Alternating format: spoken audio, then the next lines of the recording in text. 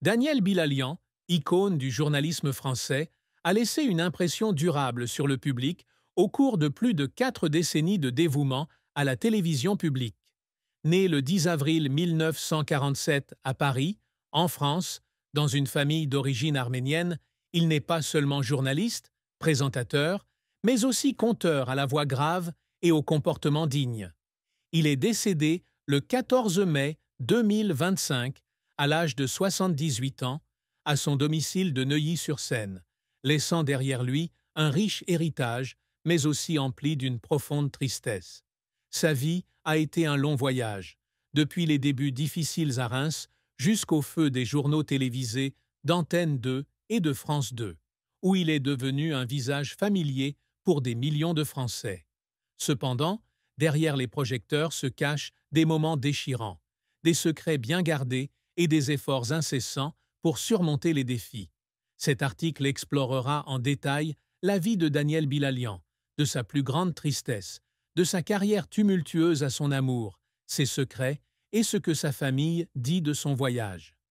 La plus grande tristesse dans la vie de Daniel Bilalian fut la perte de son père, Krikor Bilalian, un réfugié arménien qui avait échappé au génocide de 1915 pour construire une nouvelle vie en France.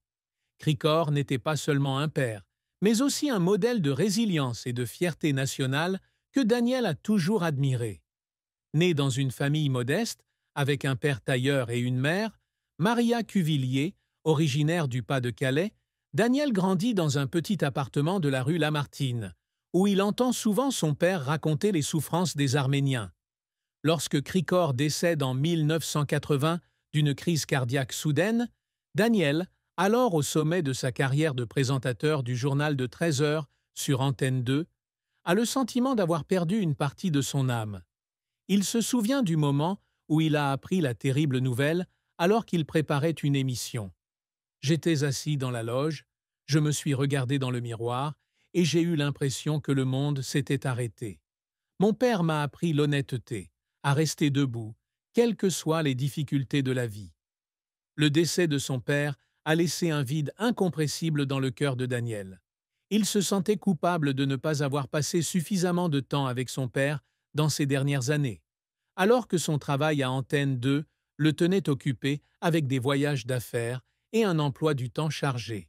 Les histoires de son père sur l'Arménie, sur ses proches disparus dans le génocide, ont façonné la façon dont Daniel voyait le monde, et il portait souvent un petit stylo gravé du nom de son père en souvenir.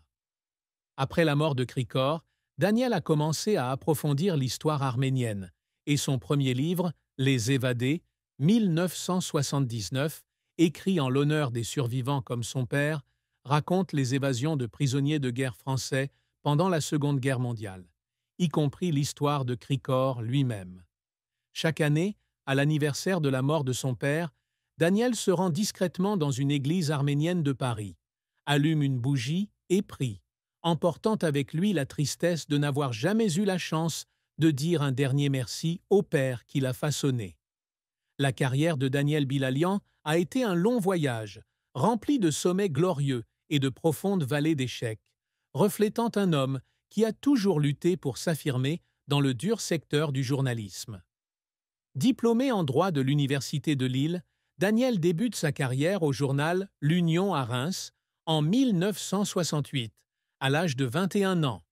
Travailler dans un journal local est un début modeste, mais sa vivacité et sa passion sont vite remarquées. En 1971, il rejoint l'ORTF, où il travaille dans les antennes régionales de Reims et de Lille, avant de rejoindre l'équipe nationale d'antenne 2 en 1975. Il y passe rapidement du statut de journaliste politique interne à celui d'un des visages clés de la chaîne, assumant le rôle de présentateur d'Antenne 2 Midi, puis du journal de 13 heures de 1979 à 1981. Le plus grand succès de Daniel est survenu dans les années 1980 et 1990, lorsqu'il est devenu le présentateur de l'émission de 20 heures. Bulletin d'information sur Antenne 2, un poste considéré comme le summum du journalisme télévisuel français. Avec son style de présentation sérieux, sa voix grave et son regard perçant, il apporte de la crédibilité au public pendant les périodes tumultueuses, des élections présidentielles aux crises économiques. Il a également animé des émissions populaires telles que Stars à la barre et Dossier de l'écran, devenu Mardi soir, où il a démontré sa capacité à modérer des débats politiques et sociaux complexes.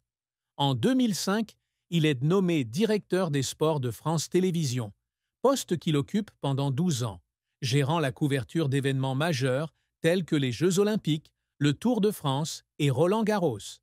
Sous sa direction, France Télévisions obtient les droits de diffusion de nombreux événements sportifs internationaux et il est nommé chevalier de la Légion d'honneur la même année, témoignage de son dévouement à l'audiovisuel public.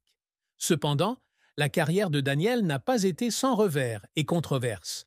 L'un de ses plus grands échecs eut lieu en 1991, lorsqu'il fut expulsé des dossiers de l'écran après qu'un débat sur l'extrême droite française fut critiqué pour son manque de contrôle.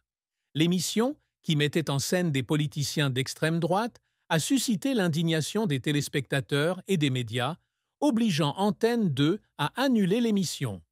Daniel, qui s'était toujours enorgueilli de sa neutralité, se sentit profondément blessé.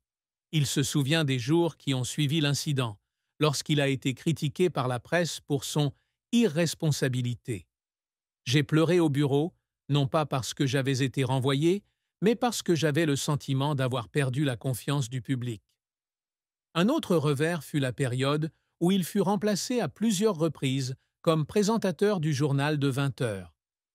Actualité de Claude Sérillon en 1986 à Bruno Mazur en 1997.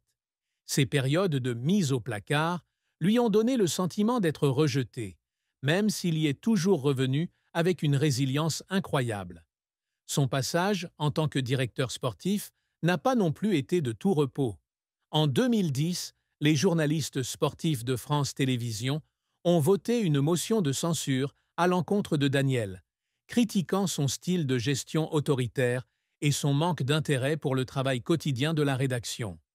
Un autre scandale a éclaté en 2016, lorsqu'il a été accusé d'avoir tenu des propos déplacés et coloniaux lors de sa couverture des Jeux olympiques de Rio, ce qui lui a valu un avertissement du Conseil supérieur de l'audiovisuel, CSA. Ces controverses ont blessé Daniel, qui se targuait de son professionnalisme. Il a pleuré lors d'une réunion avec son équipe après le vote de défiance, admettant qu'il n'était pas parfait, mais qu'il avait toujours essayé d'œuvrer pour le bien commun. Ses efforts pour surmonter les difficultés, depuis l'apprentissage de ses erreurs jusqu'au retour à l'encre du 13 heures. Les nouvelles de 2001, après des années d'écart, témoignent de sa persévérance. Chaque fois que je tombe, je me dis que mon père a connu pire. Je ne peux pas abandonner, a-t-il dit un jour. La vie de Daniel Bilalian s'est terminée dans une profonde tristesse, non seulement à cause de sa mort le 14 mai 2025, mais aussi à cause de la solitude et du sentiment d'incomplétude de ces dernières années.